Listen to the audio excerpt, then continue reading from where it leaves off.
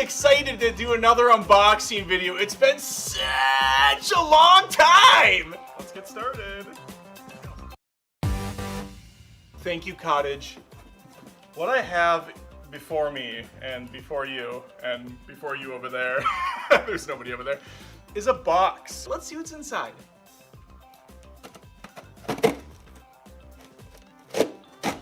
I'm hoping the carpet doesn't match the drapes because this is a pretty pathetic box. But you know what they say, don't judge a book by its cover. Don't judge a box by its shitty appearance. Okay, it was a nice, gentle unflappening. I think I should probably be done with this. Here you go, Cottage. Thank you. Okay, the first item is, whoops! That's why you shouldn't use knives to open boxes. That's a good lesson to learn. Blumhouse, we've made it, folks. And Universal Pictures. You hear that? Universal and Blumhouse are sending me stuff? That's the sound of someone making it in this industry. Blumhouse and Universal Pictures are proud to present their new horror thriller, Ma.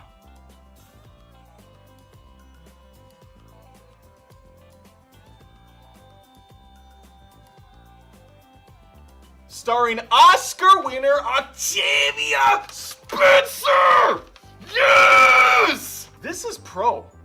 I mean, this is the big leagues. We are excited to be delivery you our film exclusive Ma Party Pack for you and your audience to enjoy. We are excited to be delivery you our film exclusive. Oh, that's not pro at all. Please check your email from us for a Ma Gifts Pack and other fun content from the film. I didn't get an email with a Gifts Pack. G-I-F, lowercase s.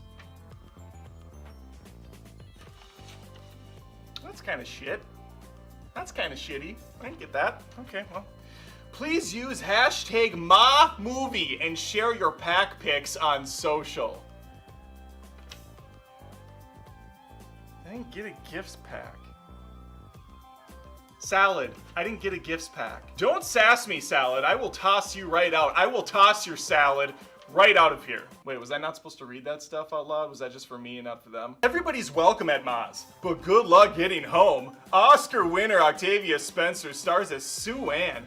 So there's a lot here. I'm not reading this.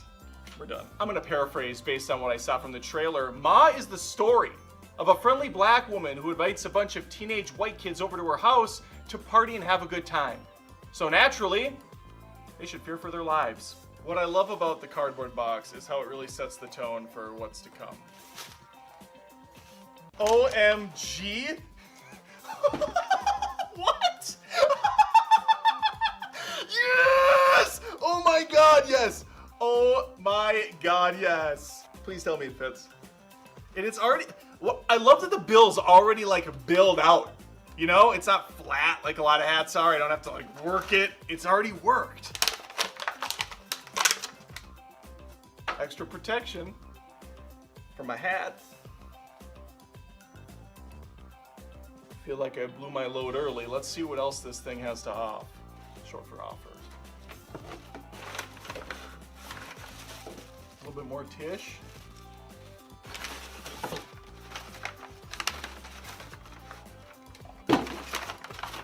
Just like, just paper. Okay, well. The ball.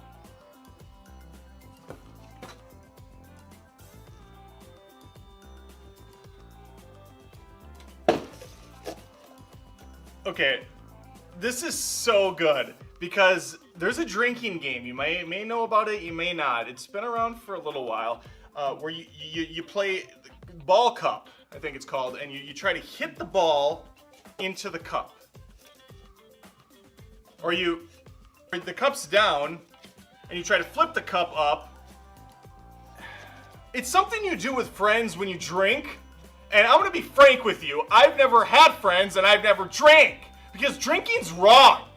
Especially when you're underage in college. And it's really drumming up a lot of emotions that I never had friends in college or in high school, and I never got invited to parties, so I don't even know what this is. I don't even know what this is. Is there anything explaining it? It's just tissue. It's all tissue.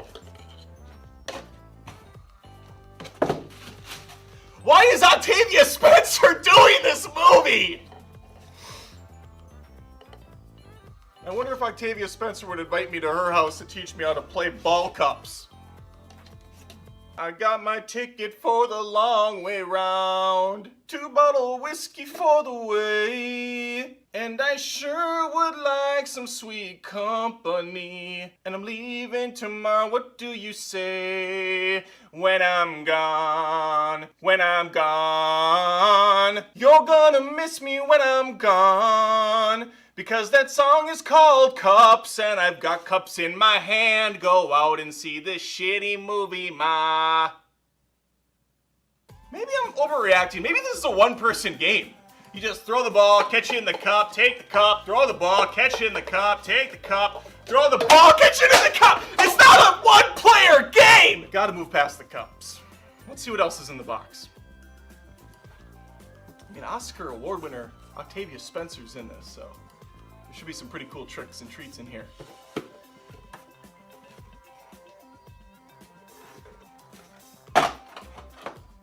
Okay.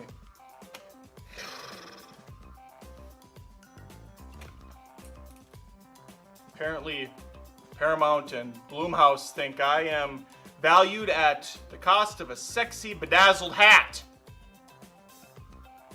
and some cheap plastic cups from the dollar store and a plastic ball that may at one point have been part of someone's anal bead.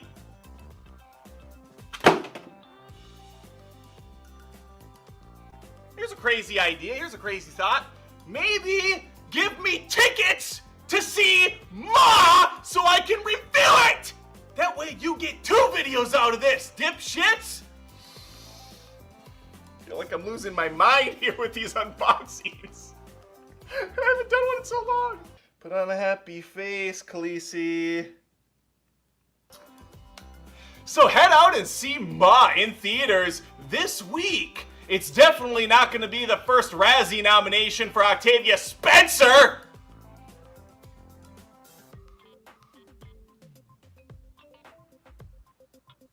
Cool beans.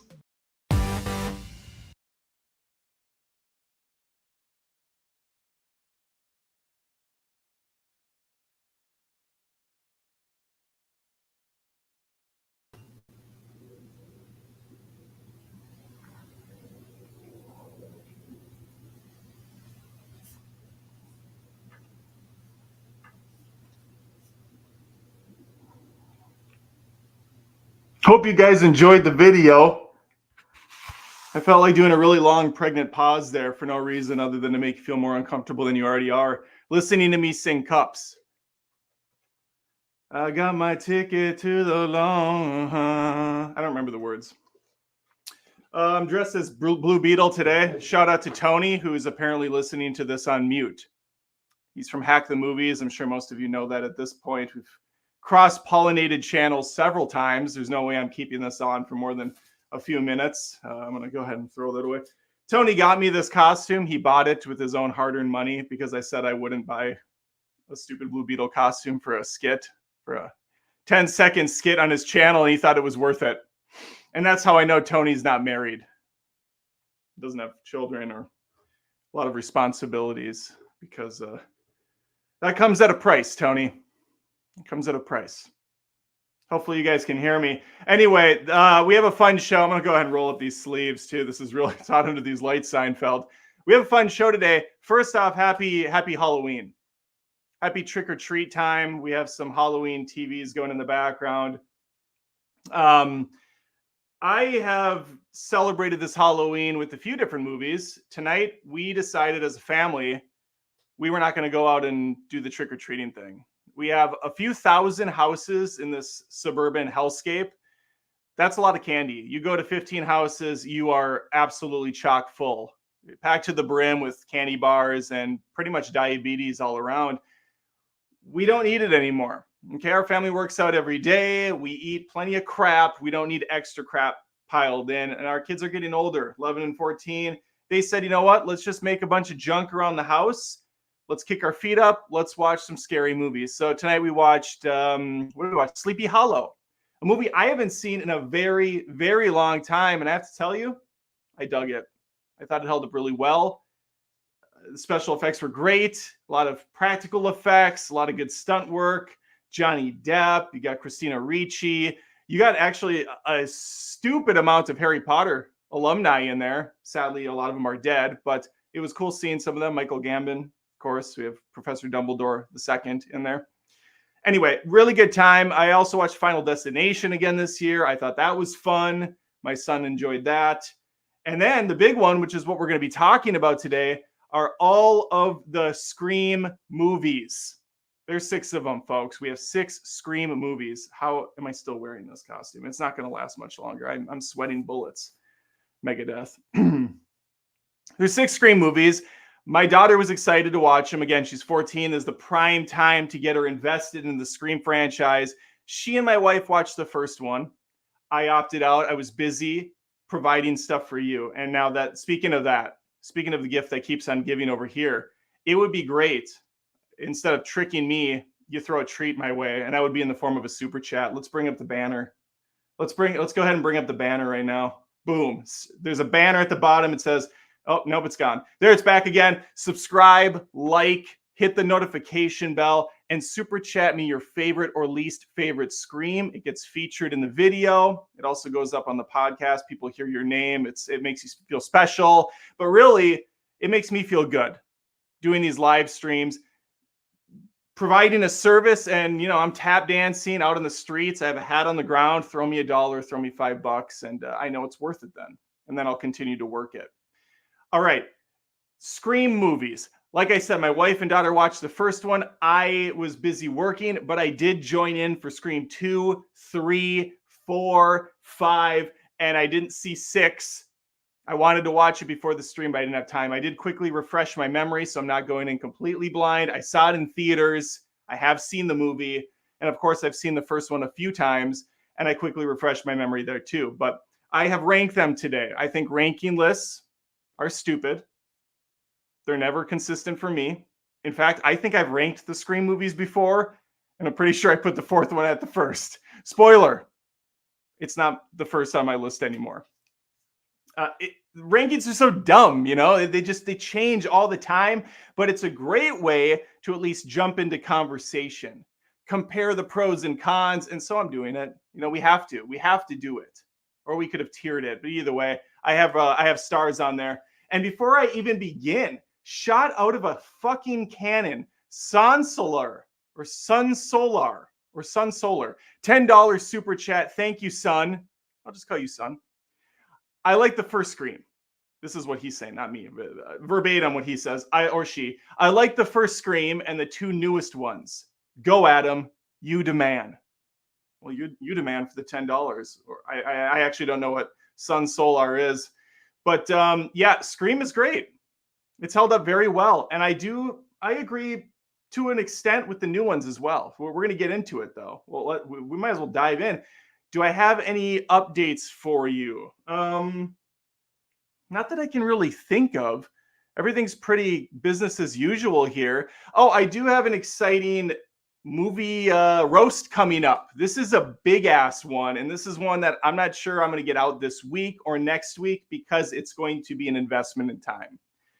It is The Matrix Resurrections, or whatever that dumbass movie's called, the fourth Matrix movie that I don't think anyone likes except for some of the paid movie critics, because I refuse to believe anyone actually likes that film.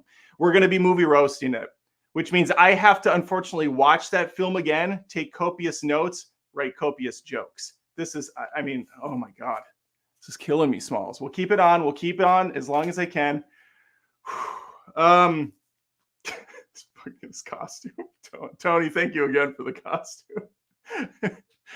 Okay, outside of that, not a lot to report. Is there any big movies coming out this Friday? I was looking at the upcoming movies and I have one scheduled and it's not even anything I'm excited about. I don't even know what this movie is. Let me go to the coming soon again.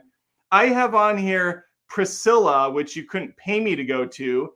What Happens Later with David Duchovny, short for David Duchovny. And The Marsh King's Daughter, which is the one I opted to see because it has Daisy Ridley in it. And that's like the only kind of big actor anymore. I don't even know if Daisy Ridley's a big actor anymore, but that's it. Those are the movies I have at the Regal app. Perhaps there's more. Oh, well, there is a Trolls Band Together early sneak peek. I guess I could see Trolls Band Together if I wanted to kill myself. Yeah, let me know if I'm missing something obvious. Oh my God, we got to get this off and get back to a basic outfit. We got Goonies on. Hey, you guys. It's kind of a costume still, even though I wear this shirt all the time because I own like 10 shirts. Thanks once again to Tony for the Blue Beetle costume. It's going to be going to Connor's collection now. All right, let's begin. I'm excited. Let's dive in. Final thoughts. The Scream franchise, to me as a whole, before I even jump into this, is the most consistently good movie franchise in the scary horror space. Exorcist goes to shit. Halloween goes to crap. Friday the 13th, are you out of your mind with that? Jason, those movies, Nightmare on Elm Street, no thanks. It all goes to crap. Jason's Friday the 13th. Well, you know what I'm saying. I'm getting my wires crossed. I don't care for any of them. I usually bail after the first two when it comes to the horror franchises because they just don't do anything that excites me unless they're sending someone to space, like Jason X. Outside of that, I think Scream really just consistently stays good. And I think a lot of the reason why is because of the meta commentary, because they're almost parody in nature. And I know the scary movies exist. They've done some fun stuff with at least the first one, I think is pretty good. But all right, let's go. Let's start. Let's start with the first one, which is Scream 3. This is the worst on my list. I don't think it should come as any sort of pop secret for most. A lot of people are going to put Scream 3 at the bottom. Now, I did ask my daughter, who, keep in mind, hasn't seen Scream 6, and she likes this one more than she liked 4. She liked 4, I think, the least out of all of them that she's seen. She's only missing one, though. I think Scream 3 has problems. Let's quickly read the synop, short for synopsis, and then I can jump into detail a little bit more. This is Wes Craven. Now, right out of the gates, I want to say this. It does not feel very Wes Craven-y. I think the cinematography took a big step down. It felt cheaper. It felt like a B movie. It felt like a ripoff of his own stuff. Now, that's probably intentional. It takes place in Hollywood this time. The characters have different job occupations. It really felt like he just didn't care. He's like, yeah. Dewey's now like a consultant on the set, and so-and-so's here. You know, Neve Campbell's character, Sydney, is off in the wilderness. It was just weird. All right, what do they say for the synopsis? As bodies begin dropping around the set of Stab 3, a movie sequel based on the gruesome Woodsboro killings, Sydney, Gale, and Dewey are once again drawn into a game of horror movie mayhem. They really give you nothing in that synopsis. This movie starts with Codden, who's been in the previous two films. He was wrongfully accused of killing Sydney's mother in the first movie. He's always been kind of this tag along, I'd say like C storyline. He always had a little bit of an arc that would tie in. Here, he doesn't get much of one. We find out he's rich. He made a lot of money off of the name, off of the story, off of his persecution for being wrongfully imprisoned. And yeah, he's rich, and then he's dead. It starts right out of the gates. It's the only Scream movie, to my knowledge, that doesn't kill off a cute blonde in the first act. I think all the rest of them play off that cute blonde trope.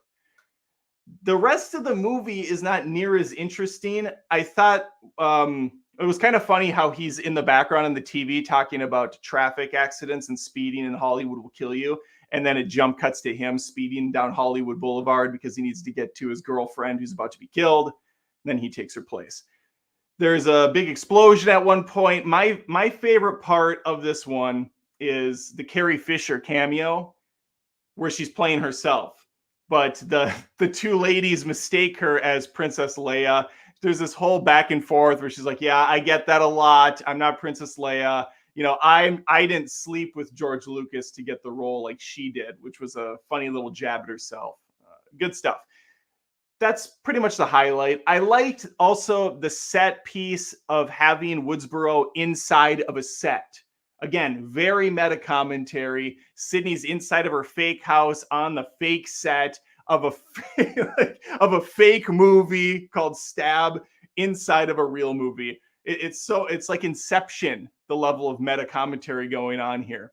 The final reveal with the director being at play and him being the long lost brother of Sydney was a pretty far reach for me. But again, it's really hard to criticize story because these movies are so brilliantly set up to be commentary on horror in general. So anytime there's a trope or anytime there's a far-fetched idea, you just chalk it up to the meta commentary, and it works in that sense. Scream 3 is the weakest, but I still enjoy this movie enough. I gave it 3 stars. To me, it's a fun movie. It's fine. It's nothing amazing. It's watchable. Let's see if there's any more super chats before I jump to the next one. I was talking like a million miles an hour there. Probably slow down a little bit. This will be up on the podcast too, on Spotify, Apple Podcasts of your choosing. It should be there. All right, we do have a super chat from Perm, a gorgeous $5 super. Thank you, Perm. I think I only saw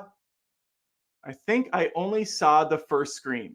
It was good and takes me back to good times, but I'll see what you say about the others and have a good Halloween. Well, thank you, Perm. You as well. Perm, I'm going to be spoiling all of these movies. I should probably have said that to begin with. Apology, 1,000 apologies. I'm going to be spoiling these movies. The fun thing about Scream, and since I'm going through 6 of them, you might completely forget by the time I'm done, which would be good. The fun thing to me about Scream is I really like a whodunit murder mystery, and that's what these are at their core every time. And they really play off of it as the movies get further in. They introduce characters who are shady right out of the gates. All right, one more super chat from Animal Science TV. Very interesting, very cool. $2 super chat. Thank you, Animal. Scream 1 was scary. New one's more comedy/repeat. Yep, that very much is the case, and they would acknowledge that that's the case. All right, let's go to the next one on my list. I'll hide it so you don't see the full ranking. Here we are. Interesting that I put this here. I'm fascinated by my own. I'm fascinated by my own pick. Get to the right. There we go. Scream 6 is second on my list, and it's kind of pretty much what Animal Science TV said. I can kind of go through each Scream movie and see the point of them, but I'm having a hard time with this one. Scream 1, the OG. The original, it set the template. Scream 2, the sophomoric follow-up. It doubles the stakes, doubles the tension, doubles the body count. Scream 3, this is the final conclusion. Major characters die. A lot of tension. It's playing off of the trilogy. It makes sense as a closer. Scream 4, the modern take on Scream, incredibly up its own ass with meta commentary, doing the found footage stuff, incorporating the streaming stuff, really kind of updating the look and the feel, and really having fun with all the commentary about modern, keep in mind that movie is also now a decade old, but about modern tropes. Then we have Scream, which is Scream 5. Even the title tells you, yep, we're making fun of the soft remakes. What do they call them? Requels? Sequels that are also remakes at the same time. You bring in new blood, but you also dust off the coats of the old people and bring them back in for one last ride to pass the torch. Very clever, very fun. And now we have Scream 6. What is the point of this one? It just felt a little bit, it felt like it was lacking something. What it brought to the table was the cool New York setting. They really played this up in the posters. You know, they had the ghost face on the subways, ghost face on the city billboards, but we don't really get a lot of it when the movie actually starts. There is a really good scene in a gas station, a lot of tension, genuinely a pretty scary scene for Scream. We haven't had one of those in a while. There's a fun ladder across the apartment buildings, really frustrating moment in the film. Courtney Cox is kind of looking like Ghostface at this point because of all the plastic surgery she's had done. It's a little scary to look at her, and I love her. I love Courtney, but she definitely went a little too extreme this time around. But outside of that, the reveal of the triple killer family members was a bit much. And that final act, I thought, just went on forever. And people at this point are starting to turn into Avengers or Expendables, where they get stabbed 50 times. And they keep, at one point, Jenna Ortega gets like top of the rope, jump stabbed into her fucking spine. And she's like, and she just kind of walks it off like it's nothing. The funniest one is I don't know the black character's name. There's only like one or two, but the guy, the football player from the last movie, I thought was dead. The last we saw of him, he was looking through the bushes and he got like freaking viciously stabbed outside. His girlfriend goes into the house. She's like, he's dead. Don't see him again. And he's just back in this one. And he gets stabbed like 20 more times and he keeps going. It's wild. Yeah, I thought the final act of Scream 5 really was Scream 6 was really a letdown, and that's why I have it farther on my list. Let's move on to the next one. Let me hide one more time. Take a drink of sugar with a little water. Yeah, okay. Okay. I see you. I feel you. Scream 4. I like this movie. It's fun. I mean, bottom line is I like all the movies. They're all competing for best. I like all these movies to an extent. I don't hate any of them, even Scream 3. Scream 4 is a fun, like I already said, it sets the table for the modern retelling. My favorite part of this movie is easily the intro, where we see a whole bunch of final girls sitting on the chair watching a stab movie, and then they kill each other, and then we jump to the real stab movie, and then they kill each other, and then we jump again to the next one.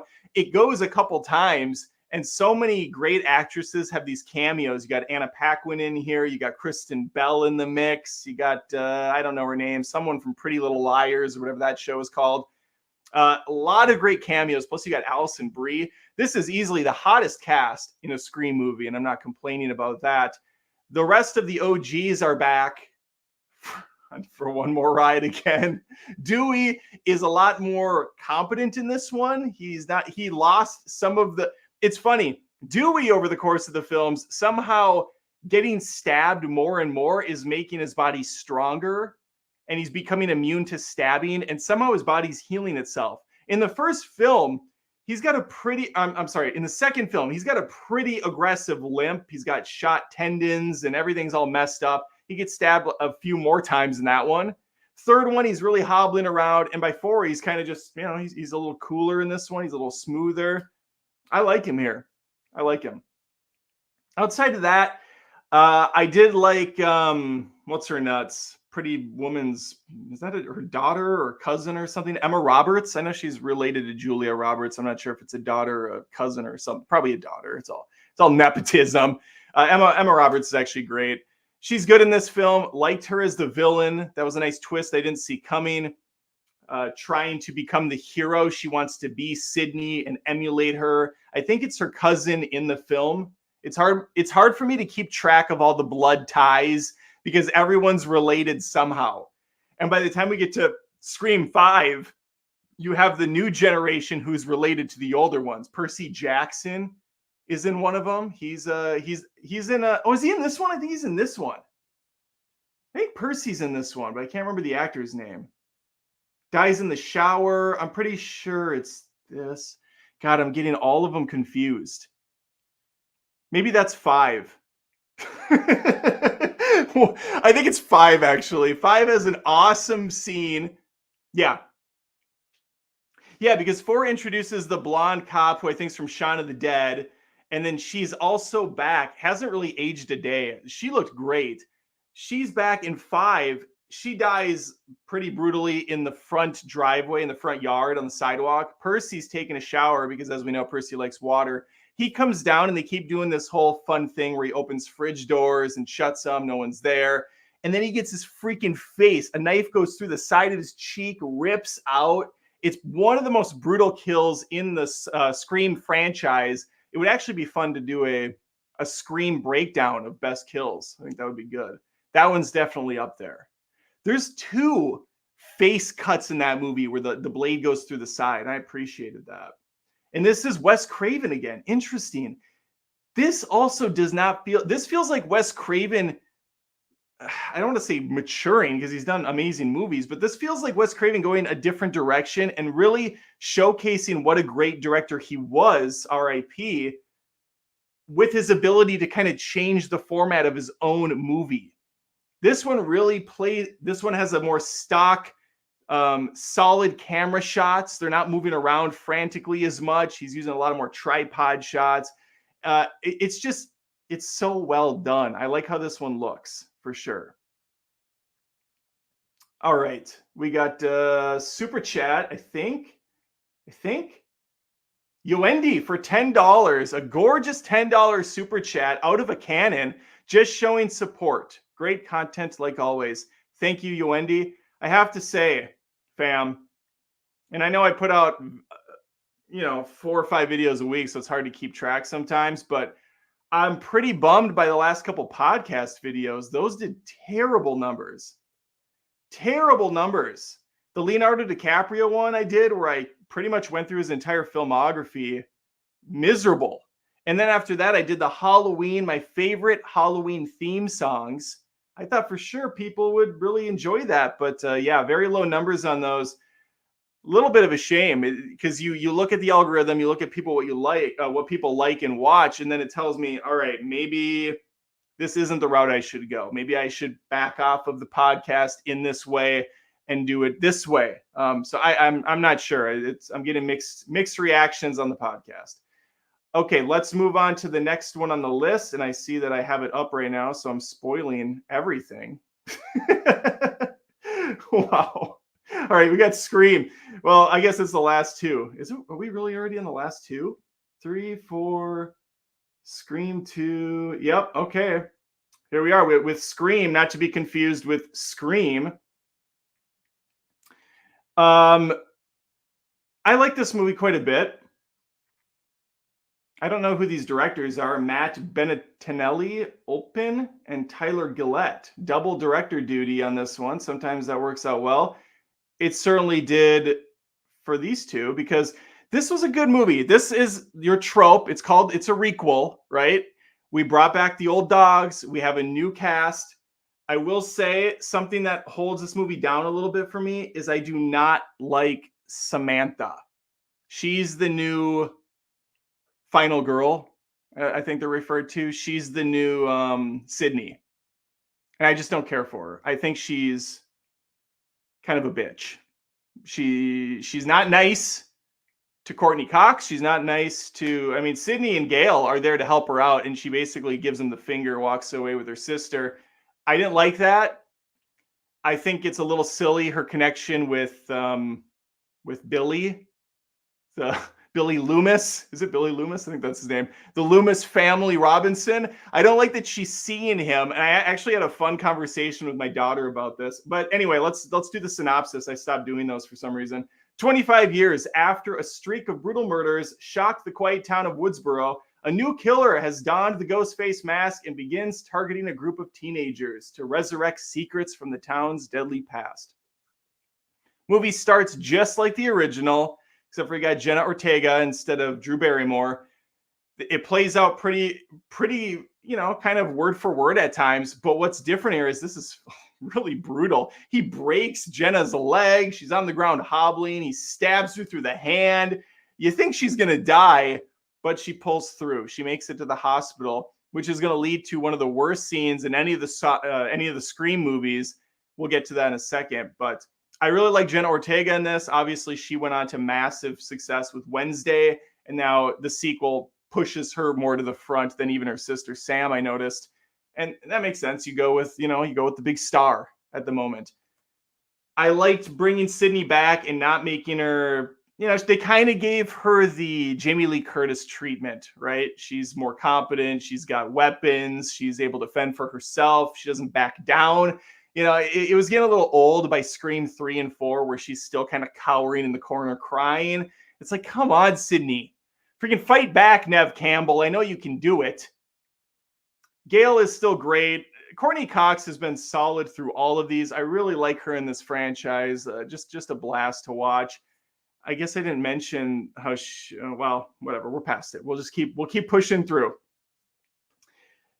We get to a point in this one where Jenna Ortega's character, I don't remember her name, whatever it is, she's held up in a hospital, and for some reason there's no one on staff. I don't know if the writers forgot how American hospitals work, but they're open 24/7, and there is a lot of staff on every floor all the time.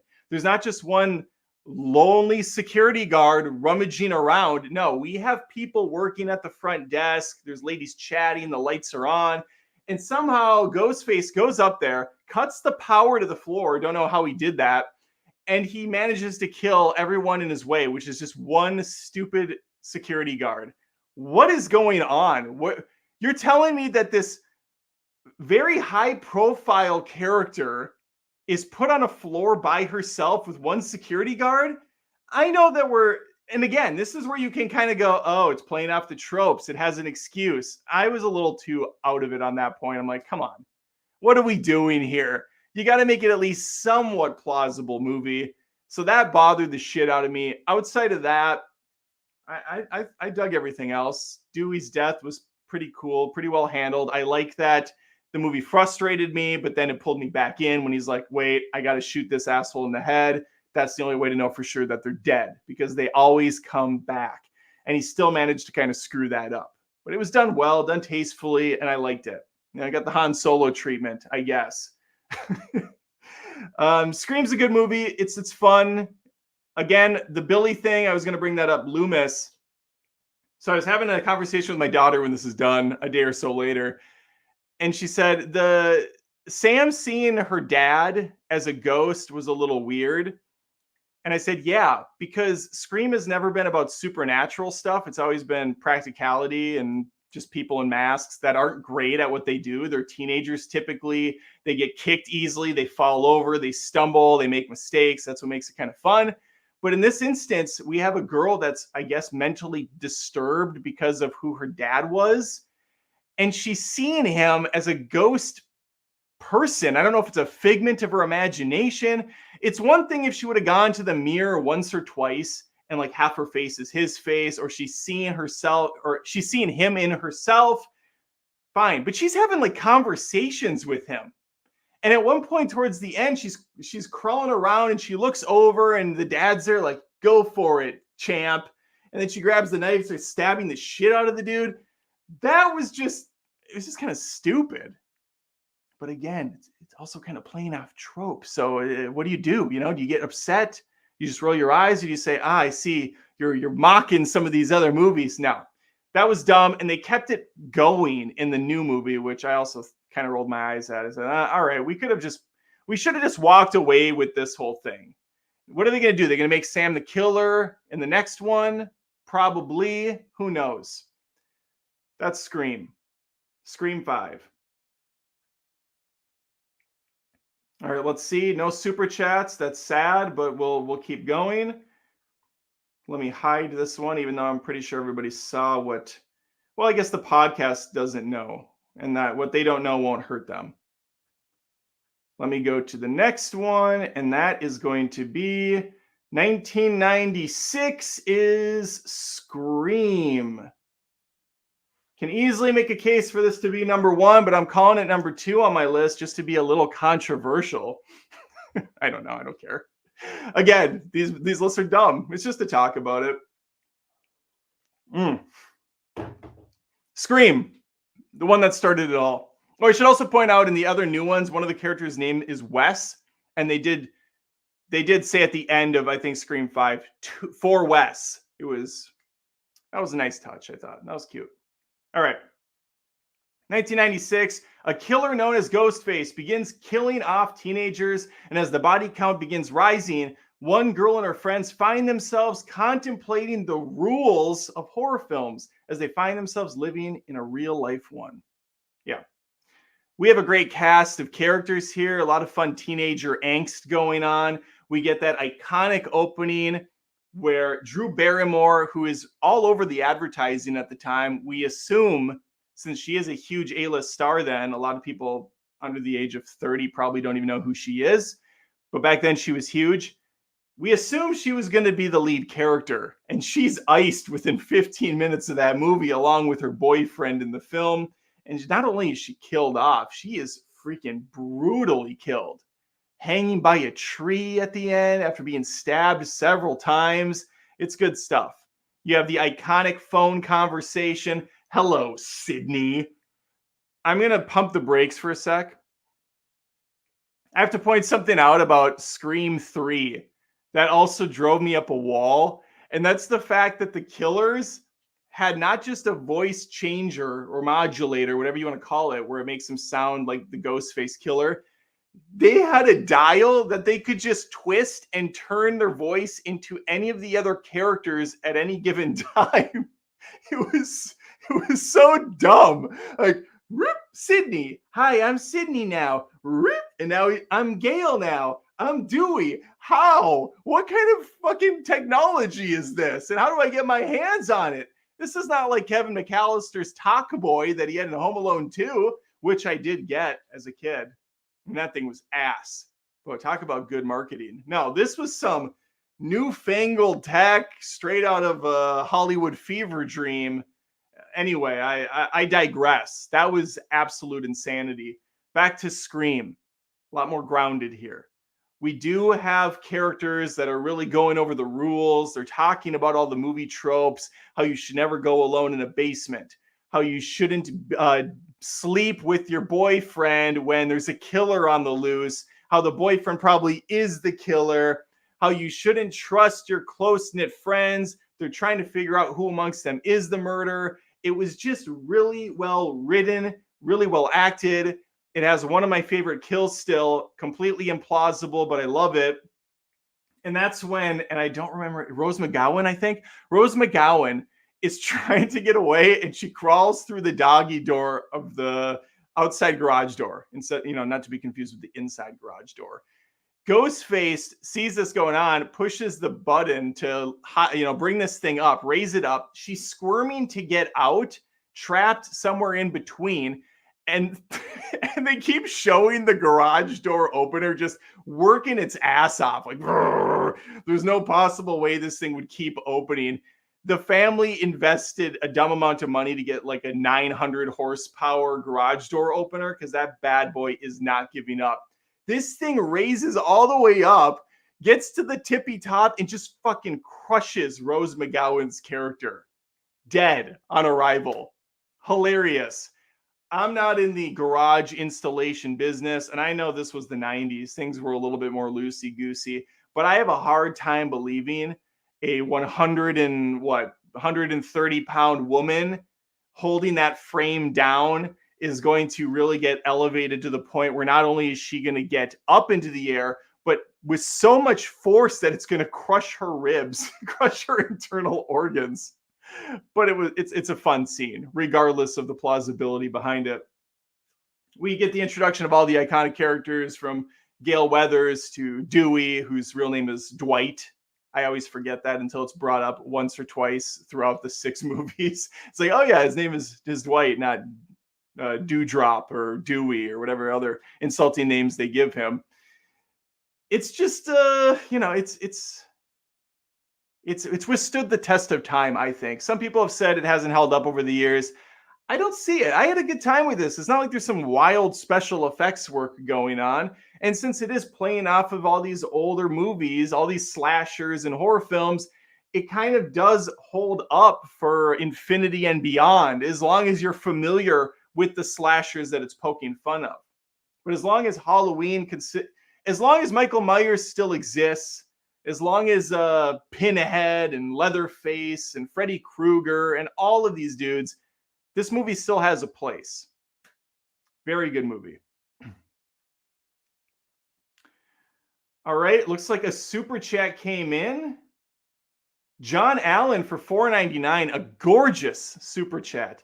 Just greasing the wheels for a Lost Boys watch. Wink, wink. Also, I think Scary Movie should get an honorable mention. I think I did mention Scary Movie a little while back. There's a scene, I can't remember which one it is. It might be Scary Movie 2, which I don't like that much. I don't really like any of them outside of the first one. I think there's 4. Is it Anna Faris? Yeah, Anna Faris is really funny in those. She does a good job. There's a couple scenes that were really funny. One of them is in, I think, the second one where the girlfriend puts her ear up to the stall, and I think a penis goes through her ear and kills her. And in the first movie, I want to say one of the chicks who's making fun of Rose McGowan's huge, padded bra or whatever was going on in the first film, she gets stabbed and it goes into her, she has gelatin implants. So she doesn't die because Ghostface keeps stabbing into these things. That's good stuff. I always got that confused with every other year, our family watches The Addams Family and Addams Family Values. Those movies are freaking hilarious. They will always hold up great. There's a scene towards the end where the bad guy, played by Joanne Cusack, Debbie is her character name. She's the serial killer. She gets electrocuted and she's up in the air and she turns to ash. And I always keep thinking that when she turns to ash, some credit cards fall and then her fake boobs, her breast implants. But no, that is me conflating the 2 films. Scream has the gelatin stabbing. Anyway, thank you, John. And yes, Scream 1 is definitely worth a watch, especially if you have seen the Scary Movie is definitely worth a watch if you've seen the Scream films. Really, you only have to see Scream 1 and Scary Movie's worth it. All right, that leaves our front runner of the night, the man of the hour, the woman of the hour, whatever you want to say. Did I already have it up? I already had it up. What was I doing here? Scream 2, 1997. Just 1 year later, they spun gold. 2 years after the terrifying events that occurred in Woodsboro, Sydney is now attending, Windsor College in Cincinnati, and Gale Weathers' best-selling book on Sydney's life has now been made into a major motion picture. When 2 college students are killed in the theater while watching the new film Stab, Sydney knows deep down that history is repeating itself. What? You missed the super chat from Juice Gizzy twice. You did 2 of them. Really? Before John Allen. Okay, I'm getting yelled at by my wife. Hang on. I missed 2 super chats. Thank you, dear. Yep. Are you playing the game while you're watching, or what are you doing? Oh, okay. Lindsay was into Dreamlight Valley for a while, and then she just kind of fell off. But she had 3 or 4 nights in a row where she was playing a dumb amount. It's probably for the best that she stops now before she gets way too invested. But it was getting pretty big. It was kind of an epidemic for a while. All right, she did tell me, though, outside the door that Drew Skizzy, you know what the problem is? I don't have the super chat tab open. I have the other one open. Now I just have Super Chats only open, so they'll show up for sure. Drew Skizzy for $1.99. Happy Halloween, Adam. Thank you, Drew. I apologize for not seeing that sooner. And then he's back for $4.99. Love the Bart Simpson icon, by the way. We did watch we watched a couple Simpson Treehouse episodes this year. We try to watch a couple Treehouse of Horrors every year. The ones we watched weren't great. I like the classics. Everything from season season 2 through I'll go up to 12 or 13 were pretty great. There was good ones in there, but these newer ones, just not very good. Drew Skizzy for $4.99. Going to watch some South Park Halloween eps and eat Domino's. Got any favorite South Park eps? Oh my God, I got a lot of favorite South Park episodes. If you're asking Halloween specifically, I honestly don't remember a lot of the Halloween episodes. There was one a few years ago where Randy and the guys were stealing, I think, they're stealing all of those bikes that you can buy throughout the town. They would go out at night and steal them like they're witches or something. And that was kind of fun. Outside of that, I just remember the Halloween ones back in the day making fun of Barbra Streisand and Mecha Streisand. If you just want to know in general South Park episodes that I love, Fun with Weapons is really good. It kind of plays off anime. I really enjoy Trapped in the Closet with Tom Cruise. The Scott Tenorman Must Die is definitely a top 5 episode. I like Imagination Land, the 3-parter, I believe that's a 3-part episode. They were going to make it a movie at one point, but they decided to just do it as a trilogy. There's so many that I could come up with, but unfortunately, this is Adam Does Movies, not Adam Does TV shows. Or I could do a South Park episode where I rank my top 50 episodes. You know what this would be good for though, Drew? If you remind me on one of my game nights, because I've now been doing I'm attempting to do streams where I'm just hanging out talking movies while I play a video game. That's separate from the streams that I currently have, but that's something that we could maybe chat about TV shows or music, and then I could give you some more South Park. But yeah, I really like the Wii episode where Cartman freezes himself so that he doesn't have to wait for the Wii to come out, but he ends up going way into the future. There's so many good ones. Thank you for that. We got one more super chat from Life is Good. Nice to see you, Life is Good. Thank you for the support. I appreciate it. I'm the only one usually, but I like Scream 3. Question: when can I pick another movie review? Just wondering. Happy Halloween, dude. I don't know. Life is Good. What level are you at? Are you Mithril? Are you Unobtainium? At the Mithril membership for $30 a month, you get a movie roast to pick. How it's kind of been going is basically like, if you have one, just throw it at me. And if I just did a movie roast for you, I'll do another one pretty early on if no one else has jumped in. So if you're a Mithril member and you haven't said to me, hey, Adam, I want you to do a movie roast, just hit me up. Send me a message on Patreon at patreon.com/AdamDoesMovies or on the Discord at Adam Does Movies. I'm not very active there. I got a lot going on as far as trying to keeping the show going, and my full-time job and the family stuff kind of gets in the way too. But I do my best to keep up with it all. But yeah, just send me a message. Say, hey, Adam, I'm thinking I want to do a movie roast. Could you put me on the schedule?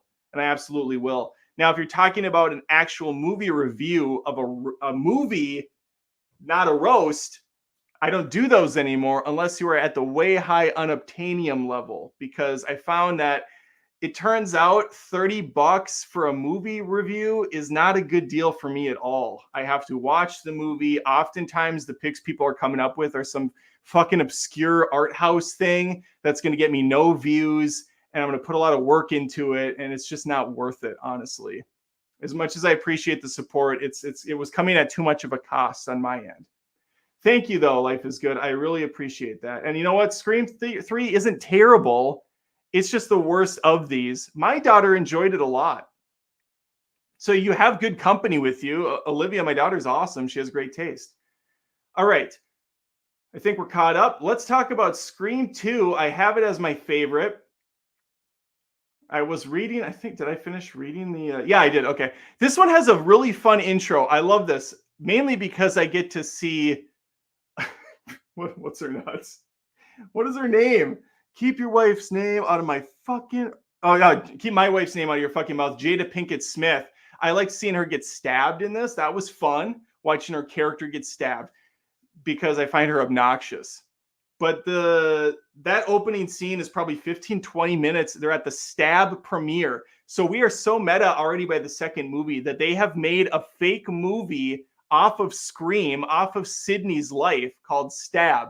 And they're at the premiere. And it's really clever because the movie theater is handing out ghost-faced costumes to everyone along with fake knives. What could possibly go wrong?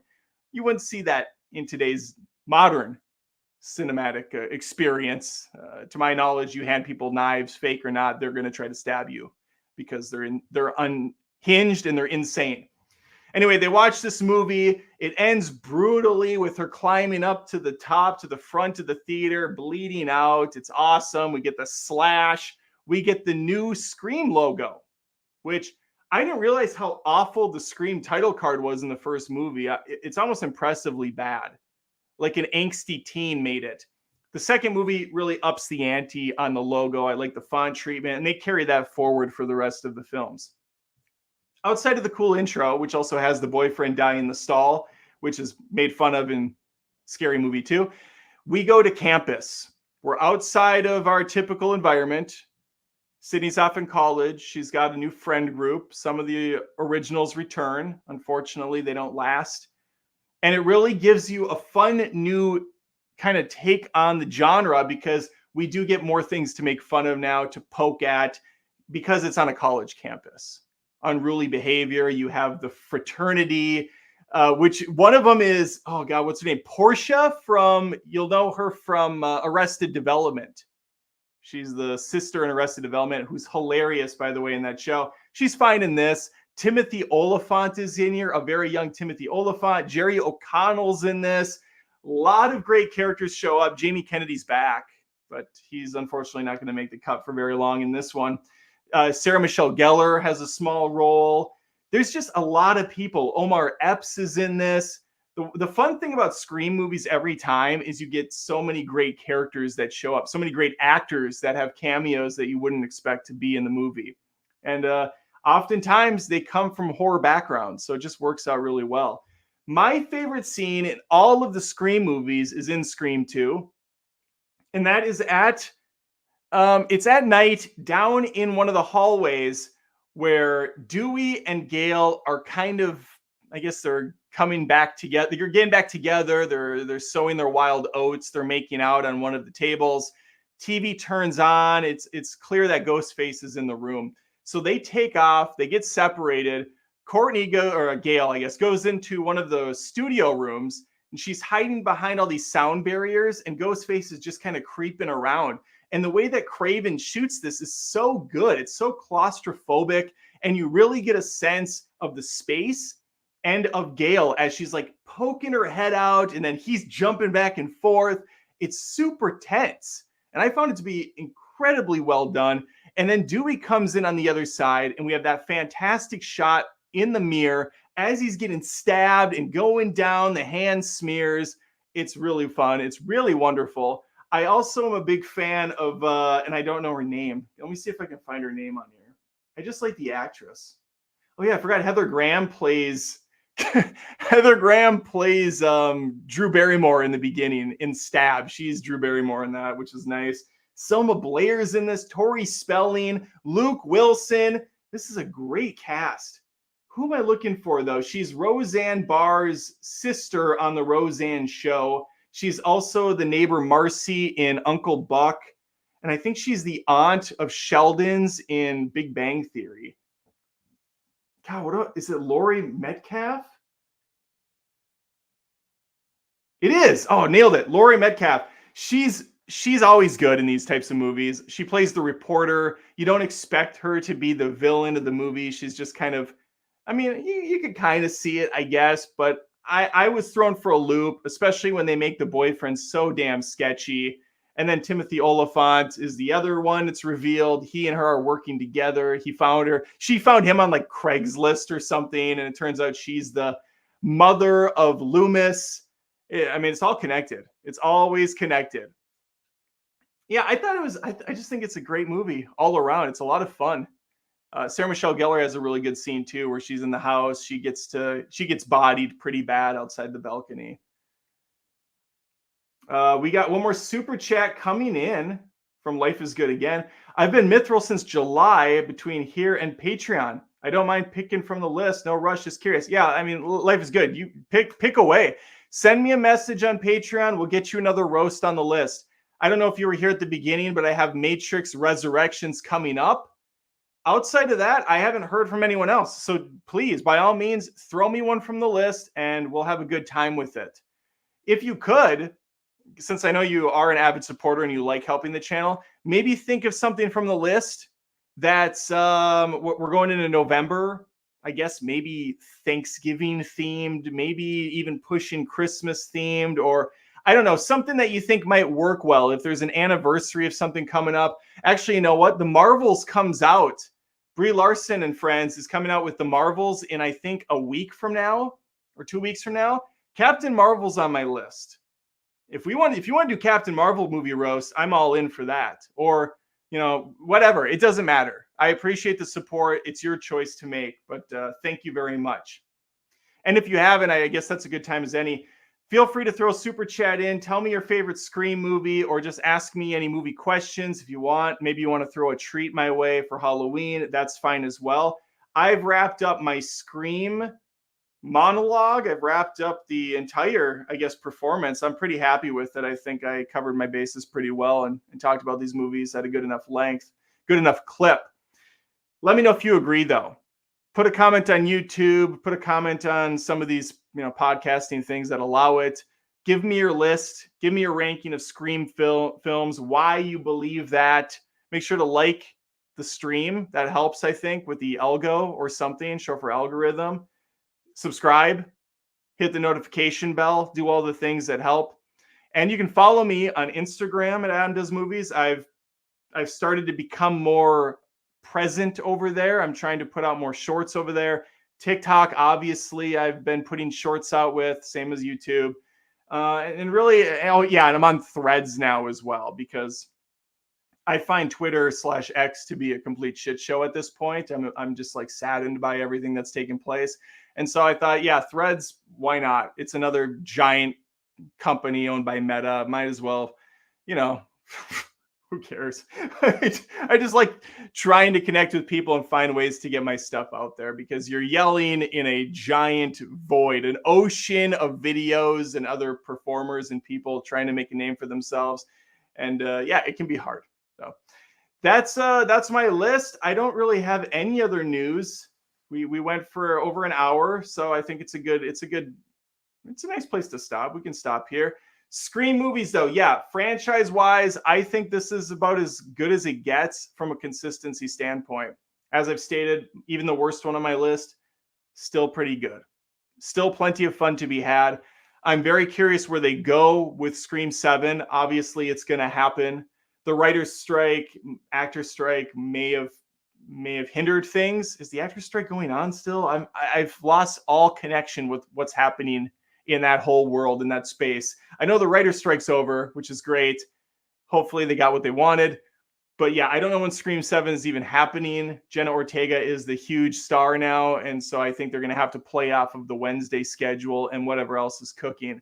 I'm also curious to know if Neve Campbell's going to come back, because she was sorely missed in Scream 6. Obviously, her time's come. It's fine if they want to sunset the character, but it felt like there was no closure after seeing her so many times. And it was all because of pay. She wanted more than they were willing to give, and I think she's probably worth whatever she wants, because she is such a big staple of this franchise. Regardless, those are my thoughts on Scream. Really enjoy it. And we do have one final super chat that came in. Steve H for $5. Completely unrelated, which is fine, because I said it's open. I'm open to any movie questions. Adam, have you ever seen The Last Dragon? It may be the most 80s movie ever made. Cheesy but awesome. Would be great for your list. The Last Dragon. What? I do not know what this is. 1985. Directed by Michael Schultz. Who's in this?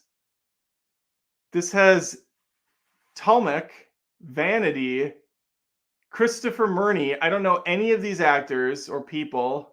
Jim Moody, Mike Starr, Faith Prince. Yeah, I don't know what this movie is. In New York City, a young man searches for a master to obtain the final level of martial arts mastery known as the Glow. Different than The Shining, I would imagine. That sounds incredible, Steve. I have not seen it. What a schlocky good time that would be. Maybe something we could try to watch for an 80s. We could do like an 80s celebration episode or something down the road, because there's definitely some great 80s, early 90s schlock. My favorite go-to is always Tough and Deadly with Billy Blanks and Rowdy Roddy Piper. That movie's freaking hilariously cheesy and bad in the best way possible. I appreciate you bringing it to my attention, Steve. Thank you guys once again for the support and watching. I hope everyone had an awesome Halloween. Like I said, ours was very chill. We stayed at home. My wife made a bunch of like good, bad food. My daughter made a fucking cake. We had a great time. We watched Sleepy Hollow. And yeah, we actually ended with a little Mario Kart. That was probably the worst case scenario to end the night. You're not bringing your family together. You're not bonding when you're playing Mario Kart. That's one step above playing Mario Party, which if you've played Mario Party with close friends or family, that usually ends everything. Relationships have been torn asunder from Mario Party.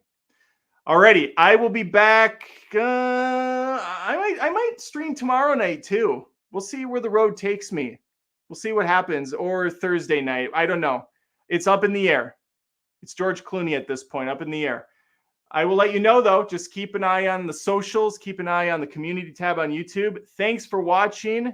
Trick or treat and all that. And we will see you soon. Take care.